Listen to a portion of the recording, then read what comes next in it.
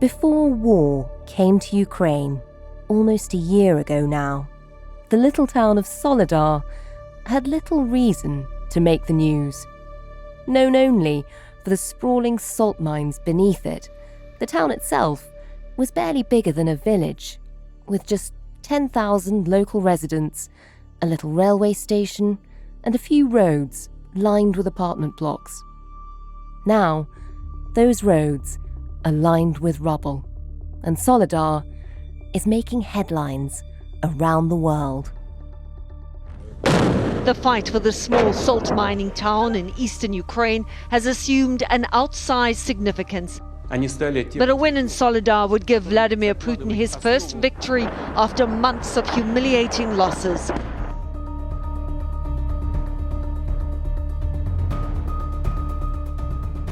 Last Friday, Russia claimed the fight for Soledar was over, and they'd won. But the Ukrainian military says the fighting is still ongoing. There are claims and counterclaims over whether Russia's military has scored its first significant battlefield victory in months. Its forces have been closing in on the eastern Donbass city of Soledar, and they now say they're in control. But it wasn't just the Russian and Ukrainian armies who disagreed on what exactly had happened in Soledar. In a series of posts, Yevgeny Prigozhin, a man better known as Putin's chef, made it clear that any victory in Soledar was really his. Russian oligarch Yevgeny Prigozhin releasing this picture, claiming he was in the salt mines under the city and that his private army had taken control. So who is Yevgeny Prigozhin? And can his private army of mercenaries, the Wagner Group, change the course of the war in Ukraine? You're listening to Stories of Our Times from The Times and The Sunday Times. I'm Manveen Rana. Today, how the Wagner Group became the Russian vanguard.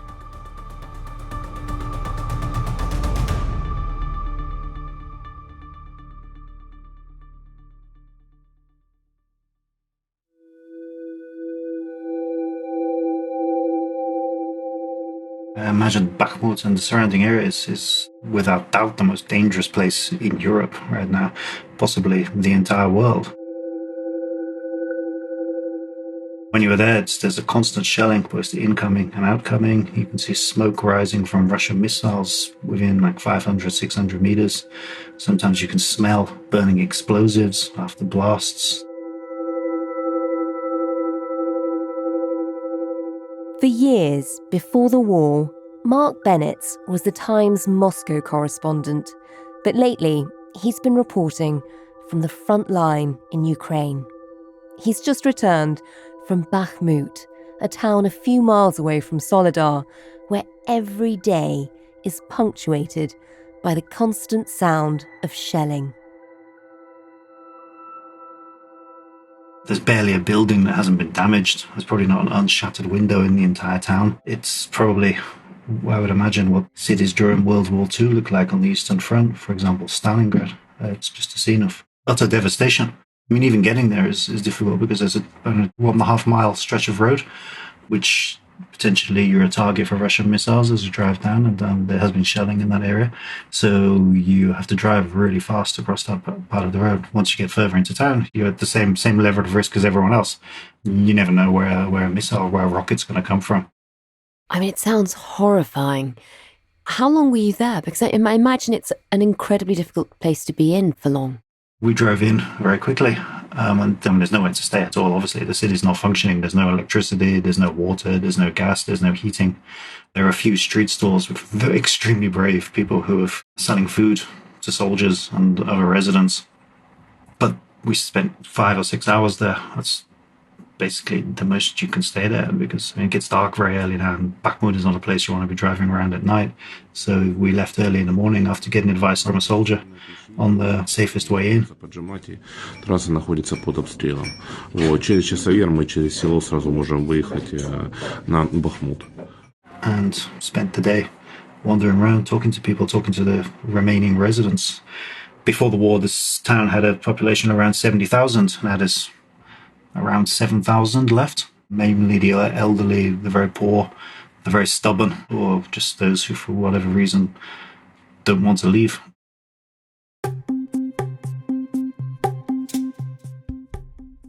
Just give us a sense of why Bakhmut, why this particular little city has become such a centre for the war at the moment. Well, it's been a puzzle for a while, actually. Western military analysts have been confused as to why Russia is pouring so many troops into it, and no one knows exactly how many Russian soldiers, fighters have died in Bakhmut, but it seems far out of proportion to any strategic value it may have. There are salt mines there, which some people say could be used to store weapons, but it's not important enough. Not far from Bakhmut is the little town of Soledar, where Russia's been focusing its efforts. It's about 5 miles from Bakhmut, and underneath the whole area there's a massive complex of caves and salt mines, which in more peaceful times have been used to stage things such as football matches, classical music concerts. There was even actually a winery under Soledar and climate-controlled caves, which had been producing wine until December of 2021, 2 months before the war started. This whole entire area, there's been fighting going on there since 2014. This is kind of a hotspot of the entire war. Obviously not on the same scale as we're seeing now. But this winery was continuing to produce alcohol for this entire period. Obviously now it's closed. That's amazing. But also you get a sense that these mines then are quite complex. They're quite well developed. And locals will tell me that they've been used to store weapons for quite a long time. When the Russian separatists came in 2014, there's a story going around, I don't know how true it is. They sent a squad of fighters to take over the mines and the caverns, and there was an old woman there, an old granny, and they arrived with all their weapons, and she just basically told them to piss off, and they did. And so they never got control of it. I don't know how true that is, but that's the story everyone tells, which obviously I don't think she's capable of defending it right now. On Friday, Russia claimed victory in Soledar. Russia says its forces have taken full control of the salt mining town of Soledar in eastern Ukraine. The claims by the Defence Ministry can't be immediately verified. It's still not going to have any massive kind of strategic importance, but it will allow the Kremlin to boast that its army has made progress after a series of kind of humiliating setbacks. If it could cut off the Ukrainian supply line to Bakhmut and help Russia to move forward to Kramatorsk and surrounding towns. But again, it's not a major victory for Russia. Some people think that Russia is just determined to take it now because it needs some kind of victory to show to the people, and it will just be used for propaganda purposes, which sounds about right. Taking Soledar, even though it's like a tiny town that not many people even heard of before, it's kind of like something for Russia to show to its people, like we're making some progress here. Then when we say Russia, that's kind of slightly misleading because it seems that the vast majority of the fighting here isn't being carried out by the regular Russian army. It's been carried out by the Wagner Group. Wagner mercenaries fly the corporate flag from a window in the town of Soledar. The building's cleared, they say. Congratulations on the victory.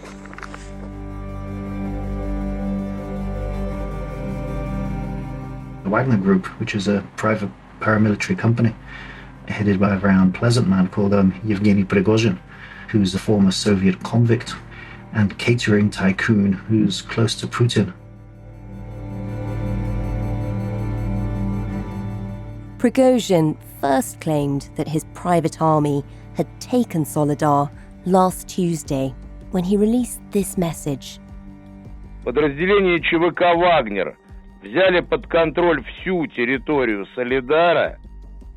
Wagner units have taken control of the entire territory of Soledar. A cauldron has been formed in the centre of the city, in which urban fighting is going on. We will report the number of prisoners tomorrow.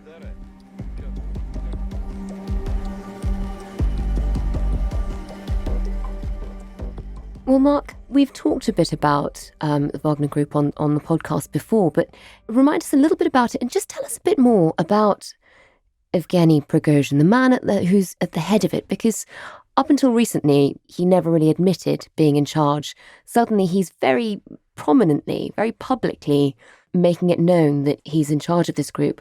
What do we actually know about him? Prigozhin, when he was around 1920, was jailed by a Soviet court. He and his accomplices assaulted a woman on the street, strangled her. He didn't kill her, but he grabbed her by the neck and decided to strangle her, whilst his accomplices pulled off her boots and stole her golden earrings. And he was also convicted of a series of other kind of robberies, as well as plying an underage minor with alcohol and getting him to join in his various kind of robbery schemes. So he was jailed and was in prison for 9 years and was let out in 1990, just before the collapse of the Soviet Union. And then it's kind of a bit shady. He went into business. At that time, to get into business, you had to have had contacts with the mafia in Russia, with criminals. And then he ended up as the owner of one of the poshest, most prestigious restaurants in St. Petersburg called New Island, which is where Putin took George Bush, and Putin celebrated his birthday then. In fact, people say that Putin thought that Prigozhin was funny, which tells you a lot about Putin, I think. Well, there is that, given his past in jail. How are we still talking about him years later? How does he go from restaurant man to such a big figure in Russian life? It's all very murky, but it seems this is what happened. It seems that he got to know Putin, got contacts in the Kremlin after Putin liked his restaurant. And then around 2014, even perhaps a little bit earlier, he was handed catering contracts in Moscow to supply dinners to children around schools and nurseries in Moscow, as well as for the Russian Defense Ministry. And then it seems, so this hasn't been proven, but it's a Russian investigative website, he was given the catering contracts on the condition that he also form a private paramilitary group, which the Kremlin could use for plausible deniability and also to kind of keep down the official casualty count in places like Syria, eastern Ukraine. And it's thought that Prigozhin was initially just interested in the catering contracts because they were quite lucrative, and he didn't really want all the bother of forming like a mercenary group. Why, when you could be a caterer? Well, yeah, but his kind of appetite for mercenary warfare improved with time, and he'd always denied it until the start of the war, when he just came out and said, yeah, I've always been the head of Wagner, and then he opened this Wagner office center in St. Petersburg. For so long now, a lot of the reporting around Wagner has tended to describe it as this shadowy private military company. Not so shadowy anymore, with this huge, shiny new headquarters here in St. Petersburg, literally called PMC Wagner Center.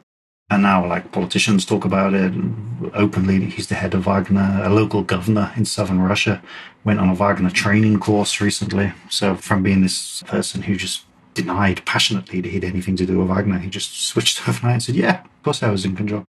So he goes from being a caterer, from running a restaurant, being a caterer, getting big contracts, earning himself the title of Putin's chef, to suddenly running this private military company. Yeah. How is the image of Wagner in Russia? How has that changed? It just switched overnight. Before, if people, that's the official line was that it's propaganda, that that maybe there's some mercenaries, but we don't know anything. We don't know anything about it. They're kind of like heroes fighting the West. And obviously Prigozhin's profile has risen quite a lot, making him some kind of some very powerful enemies within the Russian security forces.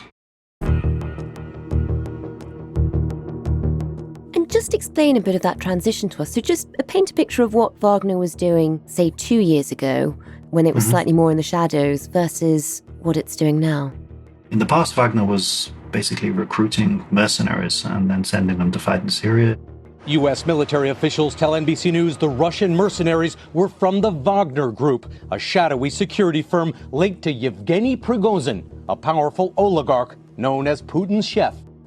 In the fight in eastern Ukraine, again, to allow the Kremlin to deny that it's had anything to do with conflicts or that it was involved in conflicts. Now, he's not just recruiting mercenaries. As Prigozhin, he's actually personally started going to Russian prison camps, offering the inmates there their freedom, an amnesty in exchange for 6 months at the front. Yevgeny Prigozhin, the leader of the Russian mercenary group Wagner. Filmed here in a Russian prison, recruiting convicts to fight on the front line in Soledar and Bakhmut. It seems that at least 30,000 people have taken him up on the offer. Wow. Which raises a number of interesting questions as well, because Russian law doesn't allow prisoners to be amnestied in exchange for military service. In this video, Prigozhin congratulates the first batch of returning fighters. "You finished your contract with honor," he said. "Don't drink, don't use drugs or rape women." So it's unclear how he's doing this. It's also unclear if they actually have been amnestied as well. And there's also obviously the moral issue as well. I mean, some of the people who have been amnestied. One guy who Prigozhin said had done his 6 months and was now free, basically. He was sentenced to 14 years in prison for battering his grandmother to death. Another guy killed his own mother. When they die, the local press, everything says, what? They died to defend our country. They're heroes. And don't mention their extremely violent past. It's also not clear if they actually are being freed or not. The Kremlin said the other day that no one has the power to amnesty prisoners apart from the president, which is true. But these guys are still joining up, and Prigozhin is saying they're free. The whole thing is just a perfect illustration of the utter lawlessness under Putin, because why are these guys being released from prison? You know, who's Prigozhin? Prigozhin holds no official post in Russia at all. Because, Marc, I think that's what you're listening. I think a lot of people will wonder, if this is a private military company, it's not officially the Russian army, how is this man allowed to go into prisons and take prisoners out if he's not part of the government? And at this stage, given that they are so public and on TV, and they're clearly, at the forefront of the fighting in Ukraine, are they now part of the army, or is he still completely in control? Is this still his own private military? Yeah, it seems very much to be his own private military. By some estimates, there are up to 50,000 Wagner mercenaries fighting in Ukraine. According to Western officials, they make up a staggering 25% of total Russian combatants, an army within an army. The White House's intelligence is that the Prigozhin actually gives orders to Russian military officials now, which again is incredible. He's a civilian and he's giving orders to the military. The man with no position in government. Yeah, other analysts have said that he has as much access to Putin as the defense minister, Sergei Shoigu, and the foreign minister, Sergei Lavrov, which also obviously has led to kind of speculation that Prigozhin might have his own kind of political ambitions, after Putin.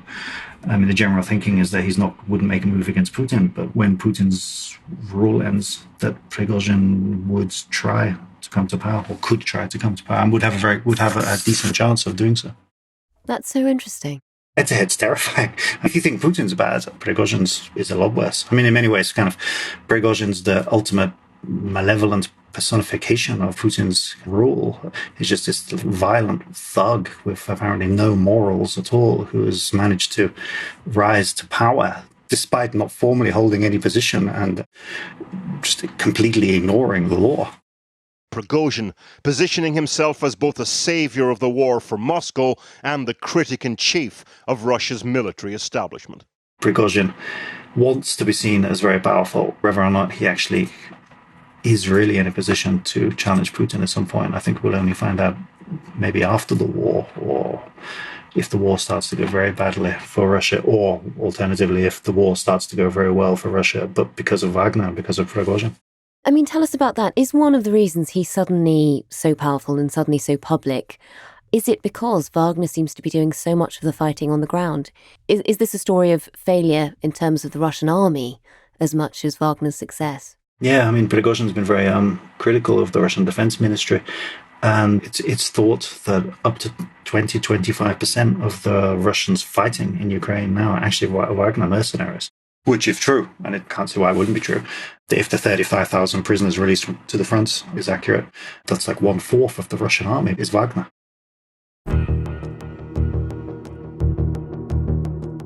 It's not just the military failures we've seen on the battlefield with some of the Russian army, but there does seem to be just a picture of chaos in Moscow at the moment too. Tell us a bit about this, because in the last week we've suddenly seen yet another changing of the guard. Out front tonight, Putin's mysterious shakeup. The Russian president suddenly putting in a new general to oversee his war in Ukraine. And after just 3 months in charge of the Russian forces in Ukraine, General Armageddon has been sacked. Putin's replaced him with the Chief of General Staff. Well, General Surovikin, who was known as General Armageddon. Great title. Basically because he seems to enjoy bombing everything. He was involved in the bombing of Syria, Aleppo. The Kremlin hired him basically to do the same thing to Ukraine's energy infrastructure. And now he's been replaced by General Gerasimov, who is another kind of hardliner, but There's lots of debate about why Putin did this, because Prigozhin and Ramzan Kadyrov, the Chechen leader, the hardline Chechen leader, they were very much in favor of the appointment of General Armageddon. And some people think that by appointing Gerasimov, it's kind of like Putin kind of showing his support for Shoigu, the defense minister, and trying slightly maybe to put Prigozhin in his place.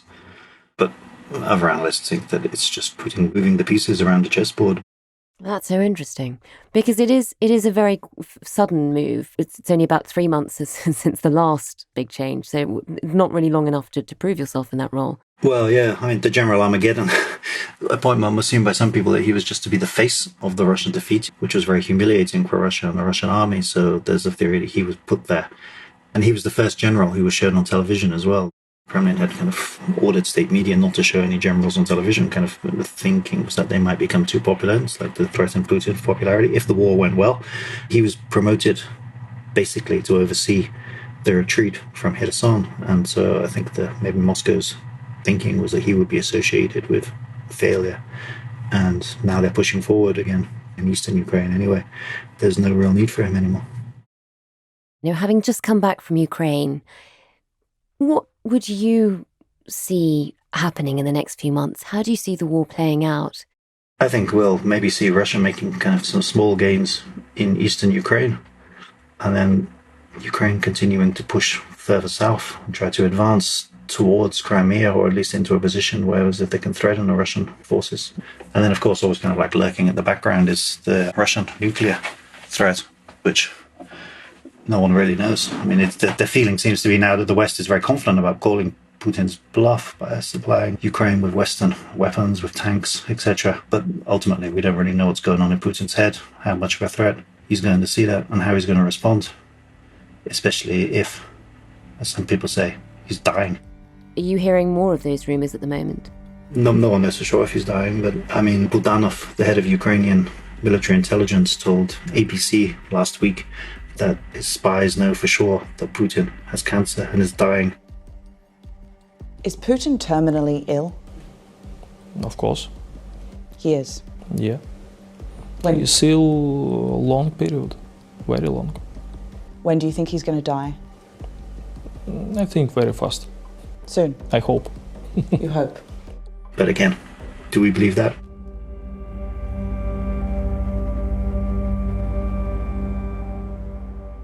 And in the meantime, we've had President Zelensky mocking Russia's claims that they've taken Soledar.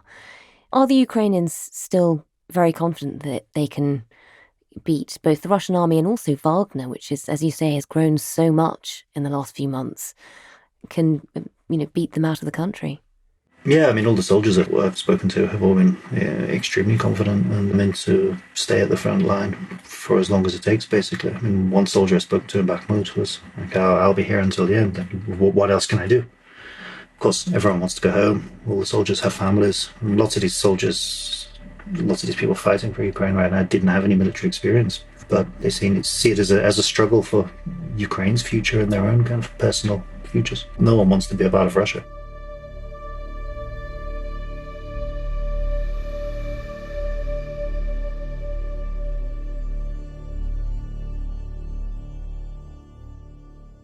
You've been listening to Stories of Our Times, a podcast brought to you thanks to the subscribers of The Times and The Sunday Times, with me, Manveen Rana, and my guest, The Times foreign correspondent, Marc Bennetts. You can find all of Marc's reporting from Ukraine at thetimes.co.uk with a subscription.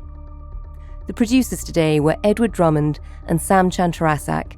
The executive producers were Kate Ford and James Shield, and sound design was by David Crackles. Thanks for listening. See you tomorrow.